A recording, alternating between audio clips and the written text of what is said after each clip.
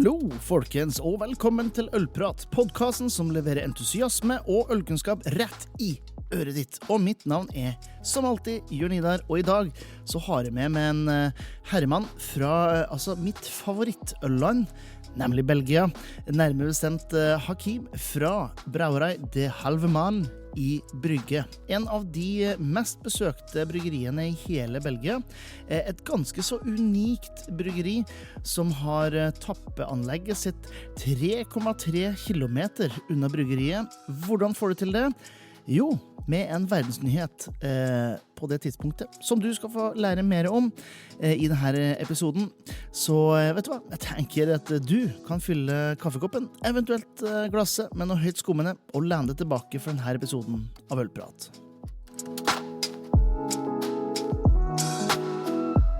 It's my great pleasure to welcome here in the halls of the hotel of Hakim Djemaa from Brouwerij de Halve Maan from Belgium. Welcome. Thank you very much.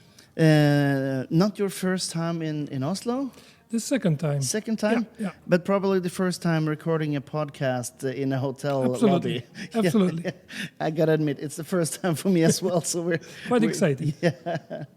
So, you're coming to Norway on a little bit of a promotional tour. That's correct.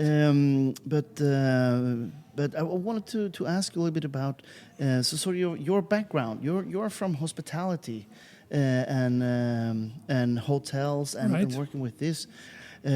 How do someone go from sort of that occupation and into a more let's call it more risky business, which is the beer segment? How does that transaction happen?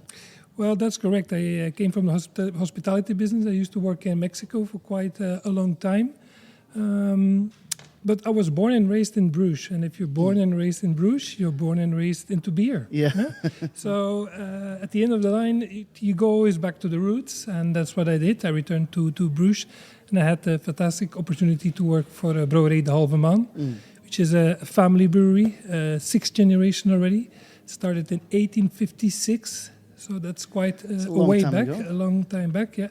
And I'm proud to represent the finest beers from Bruges. Yeah, and of course, then the question becomes not why you work in beer, but what did you do in Mexico? Because it's a long way from Bruges to Mexico. No offense to Bruges, but it's not as exotic as Mexico. Right. I was sales and marketing manager for a hotel chain, a Spanish hotel chain. And then afterwards I worked for Hyatt, also in the marketing and the sales.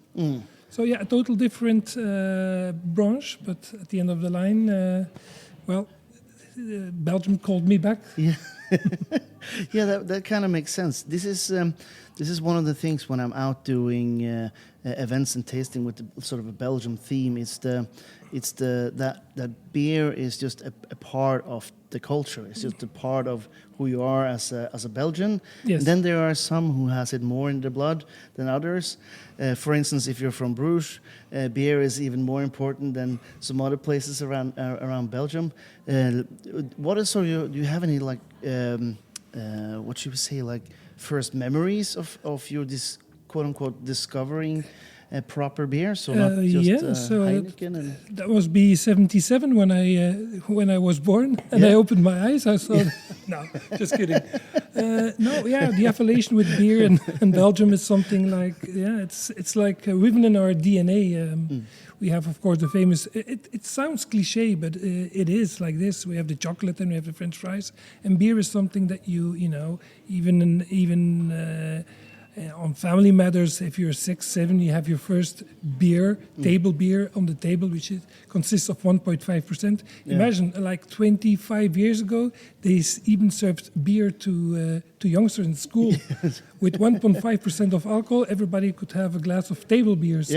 So that's just to give you an idea how woven the beer culture is in Belgium. Mm-hmm. Yeah, that's quite... I don't think there has ever been a point in Norway where they were serving beer in schools, but it's quite different, of course, with you. Then you move back to Belgium and you start working in the Halve Maan. First of all, the name the Halve Maan, where is that from? Where is the origins of the name? Well, if you go back in history, 1856, we opened the brewery, and the Halve Maan was a symbol that has been attached to one of the houses that they bought to brew the beer. And that was the connection between the Halve Maan and the name for the brewery. Yeah. So there was nothing more to it than the house that was stamped with a Halve Maan into the facade. Yeah. And now you mentioned it's been six generations. 6 generations. Yeah. Always the same family Yes. that has been running it. Yes. Of course, now we are talking 150 years back in time, but was this family, was it associated with beer before this, or did it sort of grow into it? Well, before this, I mean, I can talk from 1856 and onwards. I don't know what happened before, but just to give you an idea, in Brugge itself, back in the early 1900s, we had 400 breweries in one small city. Yeah, so that's a total amount of breweries in Belgium in total today, almost. Exactly. So we had that in one city. Imagine that. So it went from father to father, from Henri Maas, which was the founder of the Halve Maan, and then it went back to all the family. So and now we are hitting the 6th generation already. Yeah. There is a story I've been told that a lot of the spices and herbs and stuff that was imported to Belgium came to Bruges, and there was a lot of these groothuises, the places where they sold spices for brewers as well, with special blends and everything. Now, of course, those you can buy it in a supermarket, so it's not such a big deal. But at the Halve Maan, do you still use and utilize herbs and spices in the brewing, or is it just purely a malt, hops, and yeast-driven beers you're working with? No, we buy our ingredients from Belgium suppliers up to American or Czech suppliers. So it's a whole chain of networking that we do in order to obtain the needed ingredients to brew the beer. Yeah, and are you including? You mentioning Belgian ingredients in there as well. What kind of sort of local ingredients do you use in the production? That's quite in details. I'm sorry. Yeah. I know we use the Belgian hops for the wheat beer, for the Brugge beer. But I can't go in. That's really detailed. I wish I would know more, but I'm not a brewer. Just trying to. No, I get that. Then tell me a little bit about the story of the brewery. You mentioned the 6th generation, but what is sort of the story of the Halve Maan? Well, the story is that you mean on the background of it? Yeah. And how it's developed and where it is today, because it's been quite a journey from my understanding. Yes, true. Well, the flagship beer now for the brewery is our Brugge, and that was invented in 2005. So it's quite a young beer, and that's an idea from the current CEO, Mr. Van Este. He created the Brugge Blonde because before that we had only strong beers, let's say, like Straffe Hendrik, which is already brewed since the early 80s. Is a 9% beer, but it's a lot of fun. But it's a lot of fun, yeah. But the market has been changing, and the market needed a good blonde ale that was around 6% ABV, good drinkable beer, and then we had the birth of the Brugge, which is now currently our flagship beer. Yeah. And you mentioned that things are changing a little bit, because 6%. It's in Norwegian standard. It's still high because of our politically established 4.7 limit. But you started with a new beer which goes even below this, which is the Sportsot. The Sportsot, absolutely. Yeah. It's a 0.4% beer, so it's a non-alcohol beer in Belgium standards. You can go to 0.5. I don't know if it's the same thing here. And it's so the idea of the Sportsot is that we started from the Brugge, so the 6%, and we used a reverse osmosis process to extract the alcohol out of the beer. So, but it's a cold process, and if we do it with a cold process, that means that we can conserve the crispiness and the tenderness of a beer. Got it. Yeah, so You it's preserve the flavors in a better exactly. way. You have the bitter aftertaste. It's not malty at all. Because normally, if you extract alcohol from beer, they do it by UHT or they extract it by cooking it, Yep. and therefore you have the more sugary taste. Whilst with Sportzot you have a very fresh, crispy, bitter beer. Yeah. At the end result. In sales, it's going wild, and Belgium's going over the top. It even surpasses the Brugse Zot. Yeah. So, quite a big market. Yeah. I will not name your competitor, but it's a family brewery, and I remember working with this brewery, and we were working through what kind of portfolio we wanted, and then they had an alcohol-free beer, and I said, oh yeah, I'm going to add that to the portfolio and, as well, and his reply was, why? Okay. Because he couldn't understand why someone who lived in Norway, when we have to pay so much for our beers, that we wanted something without alcohol. So, but this is an interesting change I see in Belgium. Of course, and probably, and I won't say the biggest shock, but the biggest surprise was when we had the world's first alcohol-free Trappist beer with La Trappe. You were mentioning it now that the alcohol trend is increasing and the sales of it as well in Belgium. With this sort of ingrained culture and history you have in beer in Belgium, why do you think alcohol-free beer is now a thing? Gee, I don't know. I think it's the new generation that they're seeking for something else, and the big thing about the non-alcoholic scene is that nowadays the beers are getting better.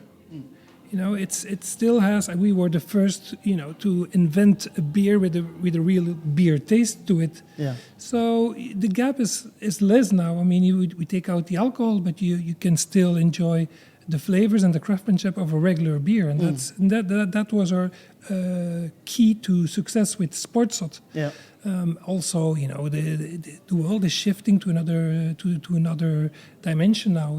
Drink and driving, the sustainability. There's a lot of things taken in mind now, and there's a market for it, and why not embrace it? Yeah. No, I 100% agree. Yeah. You mentioned if you go to the other side of the spectrum, you talked a little bit about Straffe Hendrik, which is sort of the iconic beer, I would say, Yes. for the Halve Absolutely. Maan. Can you tell me a little bit more about that? Yeah, this is for those who love stronger and more complex flavors. Our Straffe Hendrik series offers a rich, full-bodied experience. The Straffe Hendrik Quadruple, for example, is a deep, dark beer. You had it already in Ghent, with us as well. And it's perfect for sipping, in a cold evening. And the fun fact about Straffe Hendrik means that strong Hendrik. Straf is strong. Hendrik, and the beer was originally brewed as a tribute to the brewer's founder, Henri Maas. So he was the first founder, and you hear the name Henri. Yeah. That comes from Hendrik. Yeah. So Straffe Hendrik, strong Hendrik. It's a bit the background on the Hendrik family. Yeah. Yeah, there's actually a bar in Bergen named Henrik's. Okay. So they should have this as a permanent house beer, I think, to show their strength. You need to visit him. Yeah. And of course, you mentioned it. This is also something which I think is a little bit special when it comes to Belgian beers. You're working a lot with brands, different brands within the same family. You're mentioning Brugse Zot, you're mentioning Straffe Hendrik here, and then also the Blanche de Bruges. Yes, the wheat beer. Yeah, the wheat beer. This is... from the name, sounds like it's the beer of Bruges. The name refers to, it's Brugse tarwebier, so the wheat beer from Bruges. And it's a 5% wheat beer. I don't know, is it famous here in Norway, the wheat beer section? Yeah, of course, we have the From two, German the influence, two, I yeah, suppose. it's a lot about, especially since they're... The Weiss beer. Yeah. Especially the Weiss beer, since it's basically sponsoring every single winter sport you can think of outside of Norway. So we see it a lot on TV, all the Paulaner and everything. So, but there is less attention around the wheat section, the Belgian wheat beers, I would say. Yes, which is the same because it's a really, really really rich beer with hints of orange zest and some coriander, some cilantro in it. It's very refreshing, especially in the summer. Yeah. But I suppose here in Norway you have more cold days than hot summers. It's more, I would say we have more quadruple weather than we have Right. with weather. I would admit that. That's for sure. Yeah, good to speak with metaphors now. Yes. What weather is it? It's quadruple weather tonight. Yes. That sound. We should make like instead of a temperature Right. meter, we should just have beer styles. Get away with the Celsius. Yeah. Nobody steal that idea. I'm bringing that with me wherever I go now from now on. One of the things where you created a lot of attention around the Halve Maan was the fact that, of course, Belgian beer culture is a part of UNESCO's World Heritage. Right. But also Bruges is part of the the UNESCO World Heritage.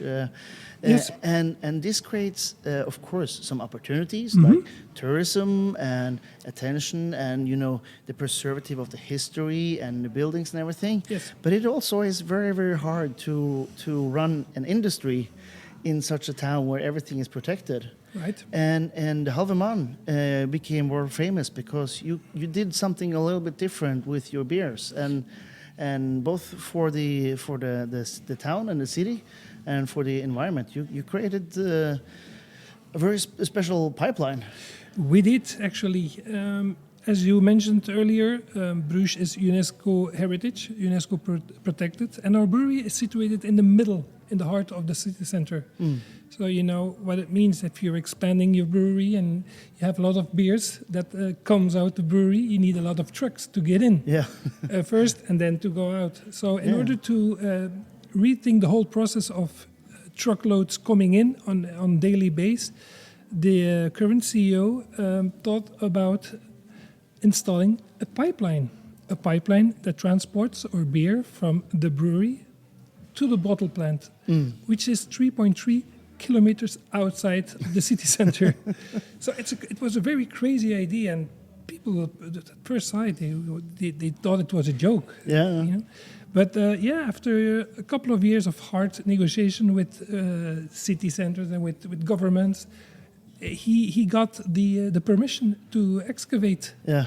And we started, and now we have a pipeline, and it was indeed world news. We hit the New York Times to New Zealand. The world press was at the doorsteps of the brewery. I did a little bit of research before we did this podcast, and I really enjoyed one of the things that was mentioned on like the headline of one of the articles was the world's largest beer pipeline.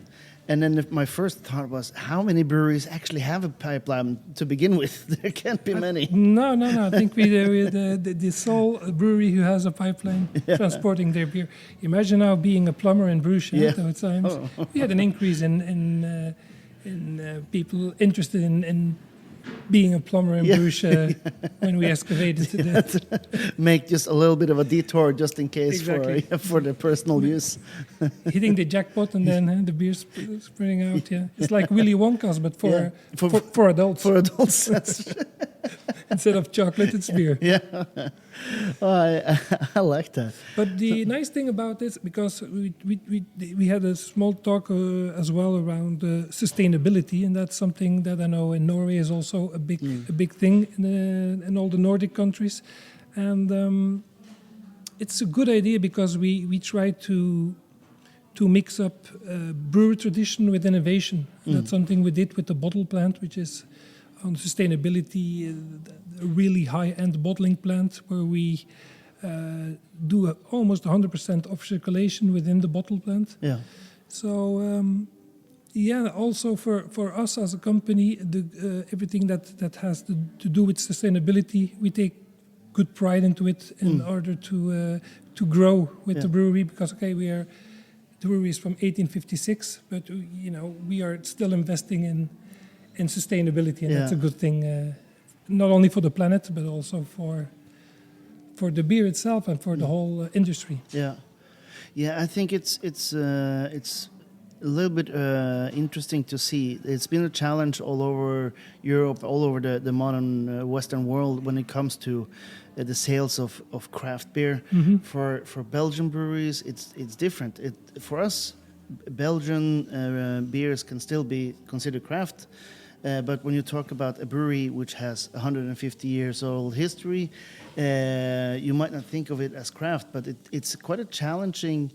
It's quite a challenging market to be in for you as well. I saw last year that almost 10% of Belgian breweries had to close last year. So very tough. How do you make sure that innovations like the pipeline, things like the sportsot, is something that will be there to ensure that in 150 more years' time, the Halve Maan will still be there? Well, it's I think mainly all about think about outside the box, huh? Because we have to still innovate. Is it not with the pipeline? It's with the sports out with the good alcohol free. So if you reinvent yourself, you have a good chance and fair chance to survive. And you have to see what the market tendencies are. And if you follow these, and if you go a step further than that, and if you think a little bit further than the current market situation, there is place for still for growth and for successful entrepreneurship. Yeah. So just don't make sure that you don't. I don't know the English word for hvile på laurbærene. But don't. Yeah, you're resting on herbs. Okay. People hopefully are laughing at home because I can't think of the analogy in English. But I guess what you're saying, it's important to stay with the current times and not being stuck in the past. Absolutely, glory. absolutely. That's the key to it. Yes, and it all starts with new inventions, let's say, or new insights on the beer, on the process. Also, like the sportsot, we launched that already a couple of years ago, and you see that other breweries are following it as well. Because you told me now every single brewery in Belgium has an alcohol-free variant as well on its own beer. Some of them are good, some of them can be better, but I mean that's very diplomatic. That's for the rest to say, but yeah. Yeah. Now we're going to wrap things up a little bit here, but one of the things, and I will have to brag a little bit about actually going, but I'm going to Brugge, going to visit you in April, together with a bunch of Norwegian restaurants and hotels and hospitality businesses, and we're looking forward to it. Yeah, I look forward to it a lot as well. I assume that the weather will be the Belgian famous weather, which is grey and humid. You're going to be there in April. You're going to have lovely weather. Yeah, okay. I'm crossing my fingers. But we are doing a trip to Bruges as well to discover a little bit of the city and get a feel of that. But we're also visiting both the brewery and also a restaurant. How is that connecting, the restaurant connecting with the brewery? With the brewery? You have to know the Halve Maan brewery in Bruges is the most visited brewery in the whole kingdom of Belgium. Oh, really? Yeah, we hit over 100,000 visitors a year. It's not that an impressive big brewery, but it's it's charming and it's right in the heart of Bruges, and that makes it very unique. And there we opened a restaurant along with, because Belgium gastronomie goes hand in hand with good Belgian beers. Yeah. So you will find some great stoofvlees and some mussels combined with our top-notch beers. You're going to have a blast over there. Yeah, I think so too. And that actually leads me into the only question I ask every single guest. I've said it now. I've asked 105 guests at this point. So you're the I think you're the 105th or 106th that will ask. Okay. And it ties into this. And it's a very easy and a very hard question at the same time. But if you, Hakim, were to choose a beer and food combination for your own enjoyment, what would that be? And I can add for the listeners, so we get a little bit of a context. We're in the beginning of March. It's a little bit of wet outside. Hakim is in Norway for the second time as well. Okay. But then the question is, what would you choose to eat and drink today? If I were in Belgium? If you were anywhere when it comes to beer and food. Okay, well, I would go for a double beer to start with, due to the temperatures at the moment, a 7.5% Bruxelles double. That goes perfectly with a Flemish beef stew. And it's meat boiled in a beer sauce that has been simmering for hours into grandmother's oven. Yeah. And then with the fresh, handily cut French fries with Belgian. Yeah. I mean, French fries, it's just to clarify, it's Belgian fries. Yeah. Huh? French is just the way to slice Yeah. something up, and to French something, just to make sure that Norway knows that I'm talking about Belgian fries. Thank you very much. So that along with the double beard, that's a match made in heaven. Yeah. Yeah, and then in summertime, I mean, you have to stop me now, because now I'm telling you, Now we in go. the summertime we have Blanche de Bruges with a good pot of Belgian mussels. Yeah. Goes excellent. Yeah. So the list goes on, and then in the wintertime we have the Christmas blend beers or the quadruple that goes perfectly with some nutty cheeses, open with a... So the list is endless on pairing and food pairing, and you see more and more often in Belgian restaurants, even in Michelin star restaurants, that you have the menu with the pairing of wine, and that you have a separate book now with a beer menu, with a beer pairing for the 9 or 12 courses that consist a good... with the beer. Yeah, with the beer, yeah, absolutely. Yeah, this is people who listen to the podcast. They know that this is probably one of my biggest engagements. My biggest passions is to try to get more people to understand the beer and food combination. And I thought it was dying a little bit in Belgium. I was gone for a few years. I came back now in Ghent for a fair, and we went to celebrate a colleague of mine's birthday to just a bar. A restaurant. It wasn't a beer restaurant or anything. And I came in, and of course a fantastic wine selection, but also came with, like you said, an own book with beers, especially to their 7-course menu, stuff that they only had just for that, and then just a little bit on the side there. It didn't take much. Of course, I went with the beer, and he went with the wine, and then we could switch a little bit up. It's good to see that the tradition of including beer in the food and with the food in Belgium is still going still strong. raising, absolutely. But even if you leave the food out, if you have a strafferhandy quadruple, for example, or a heritage, it's eating and drinking at the same time, because it's so rich and so full-bodied and so full-mouthed. So you can, like the quadruple goes very well with dark bitter chocolate as well. 72% chocolate, dark bitters. Have a drink of the quadruple, and it's it's a match made in heaven. Yeah. Oh, I believe you.